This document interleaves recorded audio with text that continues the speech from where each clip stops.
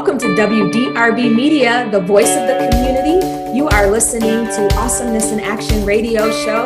I'm your host, your girl, Raushawna Price, giver of awesomeness, international author, coach, speaker, and trainer. This episode is brought to you by Erie Success, which helps their clients soar above the competition through solutions, opportunities, awareness, and resources. You can learn more about Erie Success at EYRIEsuccess.com. Today, we have a very special guest. Her name is Valerie Watkins, and she is a personal friend of mine. You all know we've been talking about domestic violence, and Valerie and I have both experienced, and really our souls were woven together on April 8th, 2020. And we're going to talk about that. Before I introduce Valerie, I just want to say welcome. How are you today? I am doing well, thank you. Doing very well. Thank you. Yes. I'm so glad you're here. Yes. So everyone listening, so let me tell you a little bit more about Valerie. You can learn more about her and her organization when you go to nssm.org. So she has an organization called No Sad Story. NSSM is what that stands for. And so when you go to nssm.org, you'll learn more about Valerie. But Valerie is a graduate from Bethel Bible Institute, where she got a degree, earned her degree in biblical studies. She's been in the church, has always been raised in faith. And when I met her, when I first heard her voice on the phone, I knew that she was a woman of God. I knew that she was a woman of integrity. And I knew that she had something great was going to happen. And so when she founded her 501c3 No Sad Story Ministry in 2014, she wanted to be a voice that helped with HIV, AIDS. She wanted to have it be a part of the community. And because of some of the things that have been happening, she was, I would say, almost called to, you'll tell me, Valerie, if this is right, where you started wanting to help in domestic violence. And so that call came to you well before April 8th. Share with the audience more about who you are and how you've come to do some of the things you do today. Okay, thank you. It's amazing that how life experiences calls you into your calling. Your personal experiences causes a passion for you to go after people that are in the same circumstances and the same circumstances and the same surroundings that you have experienced. At the age of 60, my mom found out that my father had infected her with AIDS. And so being the only girl, my mom and I were inseparable. Wow. And at the age of 40, I had to come to grips that my mom was leaving me, and that she had poured into me everything that God had given to her. And I had to release my best friend. And on my 40th birthday, she said to me, Valerie, I've given you everything that I have, and now you just be. And I didn't know what that meant, just be. But after she passed in 1996, I realized that what she meant by just be is to be everything that God has called you to be, because it's on the inside of you. And life experiences causes whatever you are to be to come out of you. So from that, when you would ask my mom how she was doing, she would always say, no sad story. So I had to write this book about my best friend, which was my mom. And so that's how the ministry came about. We minister to the HIV/AIDS community. We provide services, resources, and we are in the, hopefully in the future, our vision is to build a community center for the HIV/AIDS community, so they can have a haven to come to where there's no stigma, where there's no one to say you can't come in because of an illness, There's going to be their services. It's going to be their place where they can come if they have talents. Their talents are going to be recognized. They can come and be fed. They can come and have their medical appointments, and everything's going to be under one umbrella. And it's going to be a retreat that they could come and relax and to enjoy under one umbrella. And as of April the 8th, we are now including domestic violence. Wow. And we're going to talk more about that right after the break, how our lives bring out the things that we are supposed to be, that we're called to. So stay tuned. You're listening to WDRB Media, the voice of the community, the only station giving you double the information and inspiration. You're listening to the Awesomeness in Action radio show. I'm your host, Raushawna Price, giver of awesomeness. We'll be right back. Welcome back to WDRB Media, the voice of the community. And for those of you streaming live through the TuneIn radio app or iHeartRadio, we want to welcome you to the Awesomeness in Action radio show. I'm your host, Raushawna Price, giver of awesomeness. And I have with me Valerie Watkins, who is the founder and CEO of No Sad Story Ministry. You can go to myNSSM.org to learn more. And you can also purchase her book there, which is called No Sad Story. And before the break, we were talking about your mom's story of, at the age of 60, contracting HIV and AIDS from your father, which was one of the painful parts of your life, which we know a lot happens. And we met each other in another painful part of our lives on April 8th, 2020, when my friend, your daughter, I would say, your daughter in Christ, Cherie or Sharikia, when she was killed. And so I want us to talk and share about that experience and what it's taught you and why you do what you do now. Okay. And actually, December of 2019, Sharikia called me. We had been talking. We had been bonding actually before then. I had met her because I'm a notary, also one of my many hats that I wear. I had gone to her home and did a signing actually for her husband. And on my way out the door, I just felt compelled to give her a hug because I felt her spirit. I felt that she was broken. I felt something was going on in her spirit. So I asked her to come outside with me, to walk me to my car. Never met her before.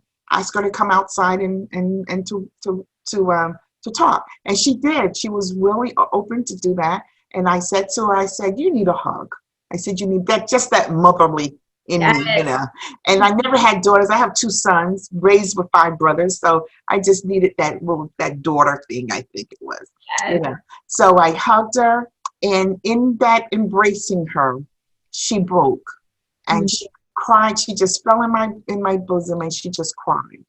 And she, in the midst of the tears, she began to tell me that she had been married for 5 years. And during those 5 years that she was in a domestic violence situation. And I asked her, I said, why do you stay? And her response to me was she wanted a stable home for her 2 sons. And I asked her, I said, how can abuse be stable? And she said, whatever I have to do to be in a stable home, that's what I have to do. And I said to her, I looked in her eyes, I lifted up her chin so we could see eye to eye. And I said to her, you are better than that. And I said, promise me this, if you're going to stay, can we meet once a month? And she said, yes, we can. And we did. From October of 2018, we met once a month. And every month that we met, she either had a bruise somewhere or she had a story to tell me. And we would sit and we would cry over lunch, or either she would call me from her job and she would go in the ladies' room and she would just boo-hoo over a certain situation. Yeah. Well, fast forward December of 2019, we never talked at night. We only talked during the day when she was not around her husband. December 2019, she called me 9:30 at night, and she said, "Miss Valerie, can you come and get me and the boys?" And I didn't ask any questions, got my jacket, got in my car. I was in Clover, North Carolina, where she lived. Mm-hmm. I got there. I opened the door. The door's open. I walked in the door, and she came around her corner, the corner of her living room, and she was crawling, bruised, clothes ripped off of her, and crying. The boys were crying. Her 5-year-old and her 10-year-old was crying. Miss Valerie, look what happened to Mom. Look what Dad did to Mom. Mm. I got her, and she told me at that time she finally had him arrested, her husband arrested. I got her, got some clothes for her, the boys, and rushed her to the emergency room. They admitted her, and I stayed with the boys all night long and in the hospital. Wow. And the report, she had broken ribs, had bruised eye tissue, jaw bruised, all of the things that went on that night. He did get arrested. She came here to my home. I took her in. Fast forward, she was here in my home from December up until April. And I was sitting right where I am right now. And I heard this loud noise. She heard the loud noise. And her and Junior was in my living room, in my dining room. She had set up her workshop in my dining room because working from home because of the COVID. And I jumped up. She jumped up. She grabbed Junior. I went to the doorway of my office, and I looked across, and he had shot open the husband, the estranged husband, who had a restraining order, found out where we lived, broke into my home, shot my door open, kicked it open, had his hand stretched with a gun in it, and he proceeded to yell at her and tell her, "You playing games with me? This is what you get when you play games with me." And when I made eye contact, I shot down my hall, was able to get to my bedroom, locked my doors, grabbed my home phone, went in the closet, proceeded to dial 911. Wow. And as I heard 5 shots. Wow. And by the time the police came, he had shot and killed her, their 5-year-old, and committed suicide. And that's when the two of us finally met. Yes. Yes. I've heard the story so many times, and yet every time it is still something that it sounds like a movie and it's real. It sounds like something you would watch on TV and knowing that it's real life. Last week on the show, when we were talking with Joan Harris from Safe Passage, she was sharing that that's how it feels. It can feel very dissociative. It can feel like this happens to other people. It happens in other communities. Mm-hmm. And you and I know it happens. It happens to friends. It happens to family. It happens in a home, in your home. Mm-hmm. And it changes everything. It's like time stops. Mm-hmm. And for me, when I got your call, and this is how God works. So anyone listening out there, right? Like, we didn't know each other. I knew of you. Mm-hmm. And I believe you knew of me. Yes, I did. And yet there was this, I'll say maybe secretive of like, we have to keep these things separate. Mm-hmm.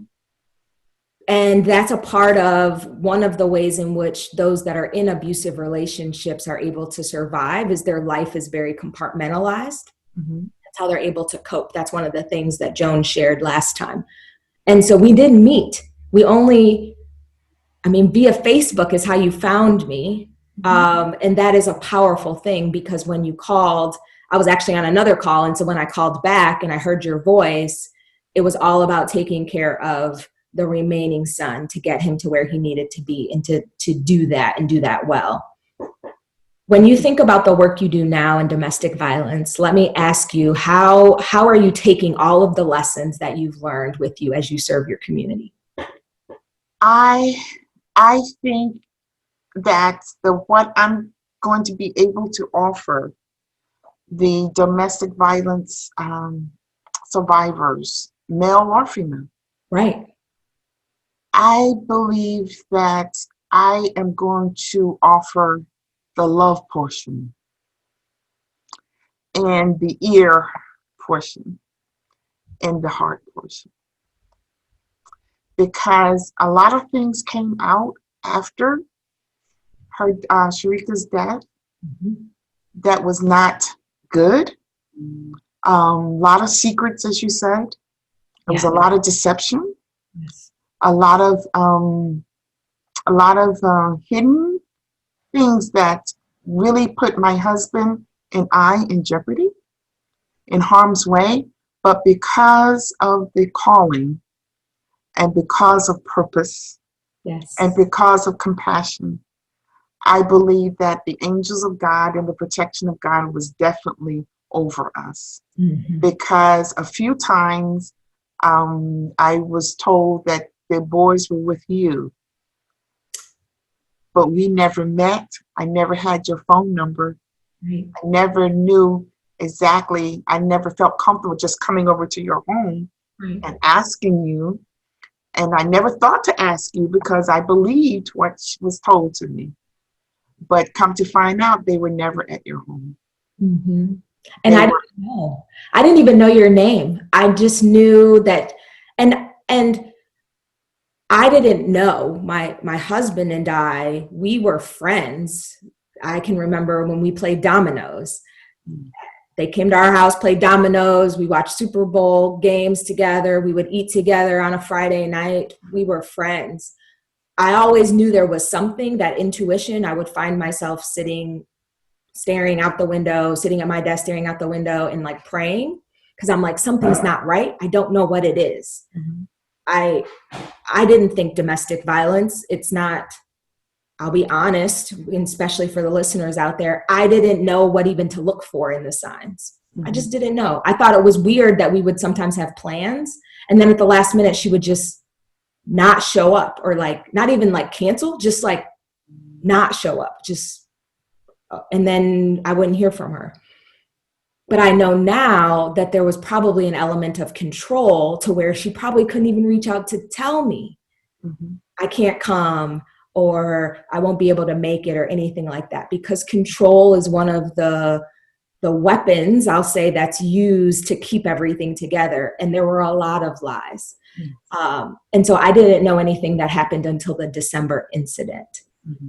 And a part of how domestic violence happens is because it is in secret, and there are many that live with compartmentalized lives. Like, people don't get close. If we had met, we would have pieced together the puzzle before. Sooner. And she may have been with us. Yeah. And it all happened for a reason. Go ahead. It did. And that's why the name of the ministry that we are launching on October the 10th is called Cry Out to Get Out. Yes. If you cry out, then you will get out. And the number 2 is 2 people. If both of the 2 people, the person who's being victimized and the abuser, if both of them cry out, they both can get out. But even if one does, one person can escape the ultimate that can happen with domestic violence. Yes. When we come back after the break, I want you to share more about the event that you're having tonight and more about the ministry that is launching. So stay tuned. You're listening to WDRB Media, the voice of the community, and the Awesomeness in Action radio show. We'll be right back. Welcome back to WDRB Media, the voice of the community, giving you double the information and inspiration. You are listening to Awesomeness in Action radio show with your host, me, Raushawna Price, giver of awesomeness. And I have here Valerie Watkins with mynosadstory.org. So you can go to nssm.org to learn more about the ministry. And Valerie, I want you to tell everyone about what you have going on. You're having an event tonight, right? Tell us more. No, it's October the 10th. October the 10th. Yes. Yes. October the 10th at 5:30. Our hors are being served, and at 6 o'clock our program starts, and it is the No Sad Story 6th annual formal gala, and the event is going to be held at Hilton Gardens in Rock Hill, South Carolina, and we're going to have live, and it is also going to be virtual. So you can see, and you can actually see it on our Facebook page, Cry Out to Get Out on our Facebook page. So you will go, you will actually log in on our website, and the link will be there. You just click, and you will be zooming into our event live. So I would love for you to join us, and if you donate, you will actually be able to also. We will send you the gift packages that we're going to be giving out at the event. So please join us. We would love to have you. Definitely join. And if you can come, I will be there live in person. So I'm very excited about it. So Valerie, what is one final thought you'd like to leave listeners about all the things that you've experienced?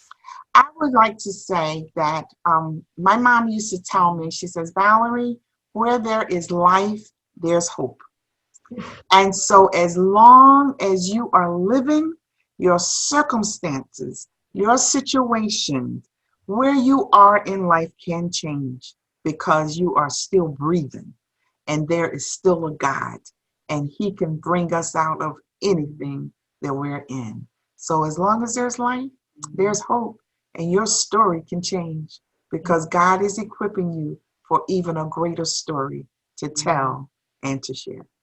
Yes, amen to that. Thank you so much for being on the show. You're welcome. Thank you for having me. I really appreciate it. Absolutely, you're welcome.